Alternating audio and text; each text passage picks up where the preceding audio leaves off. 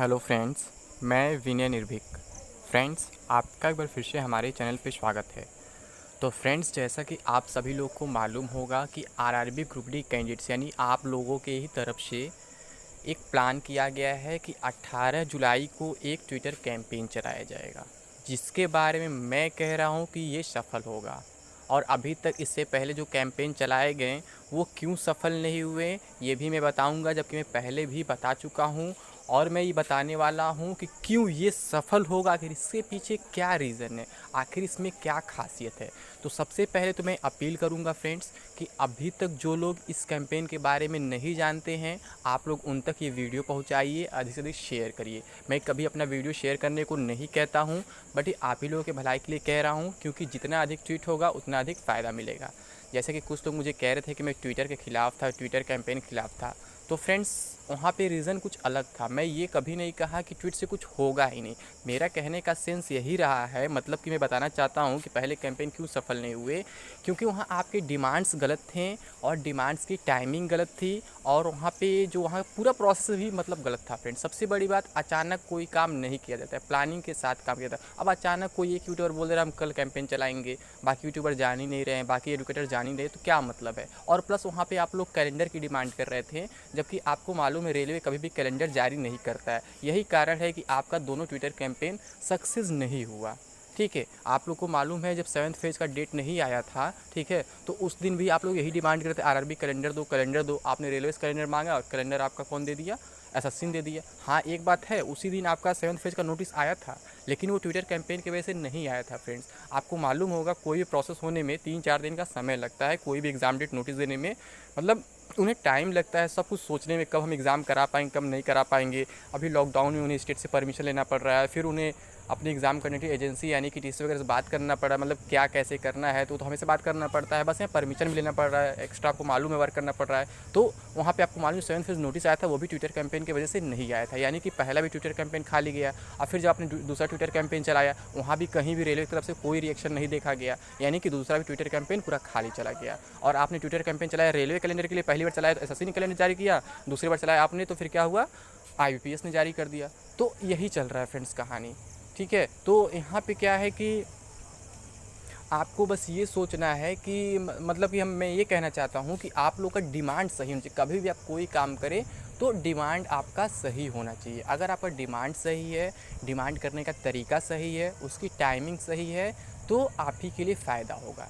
इस बार का डिमांड इसलिए सही है क्योंकि सर मॉडिफिकेशन लिंक की बात की जा रही है, ना ही कैलेंडर की बात की जा रही है। ठीक है, रेलवे कभी भी कैलेंडर जारी नहीं करता है। और एक बात, आप लोग एग्ज़ाम डेट की डिमांड कर रहे थे, एग्ज़ाम डेट की डिमांड कर सकते हैं, बट आपको इतना कॉमन सेंस होना चाहिए कि जब तक एनटीपीसी 7th फेज़ ख़त्म नहीं हो सकता है, तब तक रेलवे जो है ग्रुप डी पे डिसीजन नहीं ले सकता है कि उसका एग्ज़ाम कब कराया जाए। लेकिन हाँ, मॉडिफिकेशन लिंक पे तो डिसीजन ले सकता है। आपको मालूम है जो कोर्ट में मैटर चल रहा है वो रेलवे की ही वजह से फंसा हुआ है। रेलवे अभी तक ये जवाब नहीं दे पाया है कि क्यों फॉर्म को इतने दिनों बाद रिजेक्ट किया गया, क्यों तत्काल नहीं रिजेक्ट किया गया। जबकि ऑनलाइन सॉफ्टवेयर में क्या होता है, तत्काल बता देता है कि आपके फ़ोटो का फॉर्मेट गलत है, या साइज़ उसका सही फॉर्मेट में नहीं है, साइज़ कम अधिक है, या फिर पिक्सल कम अधिक है, या फिर कुछ भी, मतलब तत्काल बता देता है। But railway group D case में ऐसा क्यों नहीं हुआ, और क्यों वही फ़ोटो एनटीपीसी में एक्सेप्ट कर लिया गया बट ग्रुप डी में क्यों एक्सेप्ट नहीं किया गया।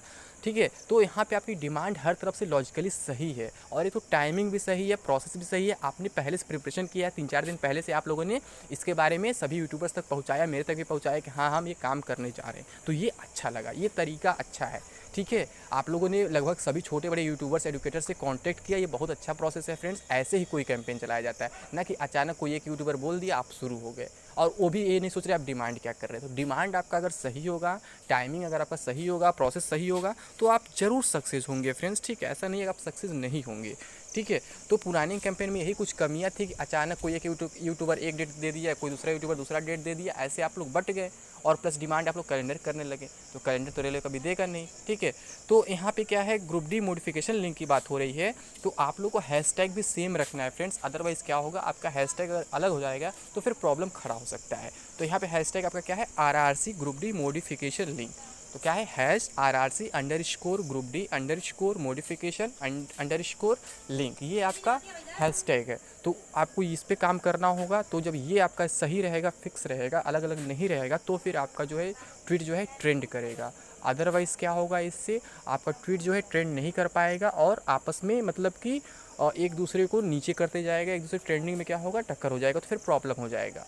ठीक है, तो मैं इसीलिए पीछे के 2 ट्विटर ट्रेंड में शामिल नहीं हुआ, यही कारण था फ्रेंड्स, क्योंकि वहाँ पे आपके डिमांड्स सही नहीं थे, अचानक उसे किया गया था। ठीक है, और वहाँ पे वो कभी भी पूरा होने का चांस नहीं था। और यहाँ पे आपको मालूम है कि 19 तारीख को कोर्ट में हियरिंग भी है, ये भी कंफर्म नहीं है, ऑफिशियल नहीं है, बट सुना जा रहा है कि मतलब कि 19 को हियरिंग है कोर्ट में। तो इससे क्या इफेक्ट पड़ेगा फ्रेंड्स, अगर आप 18 को कैंपेन चलाते हैं तो फिर रेलवे के ऊपर इफेक्ट पड़ेगा। फिर रेलवे 19 को अपना सही जवाब दे पाएगा कोर्ट में, जिससे जल्द से जल्द केस खत्म हो पाएगा। जब केस खत्म होगा और केस आपके पक्ष में आ जाएगा तो मॉडिफिकेशन लिंक भी इसी महीने के लास्ट तक आ जाएगा। और फिर इसके बाद अगर आप एग्ज़ाम डेट की डिमांड करेंगे तो आपका वो भी डिमांड पूरा हो सकता है। अदरवाइज़ क्या है, ऐसे आप कुछ भी करते रहेंगे, एग्ज़ाम डेट मांगेंगे, कैलेंडर मांगेंगे, तो फिर कुछ नहीं हो पाएगा। और एग्ज़ाम डेट का भी डिमांड तब कब पूरा होगा, जब आपका NTPC वाले कन्फर्म हो जाएगा, 21 जुलाई तक कंप्लीट हो जा रहा है तब।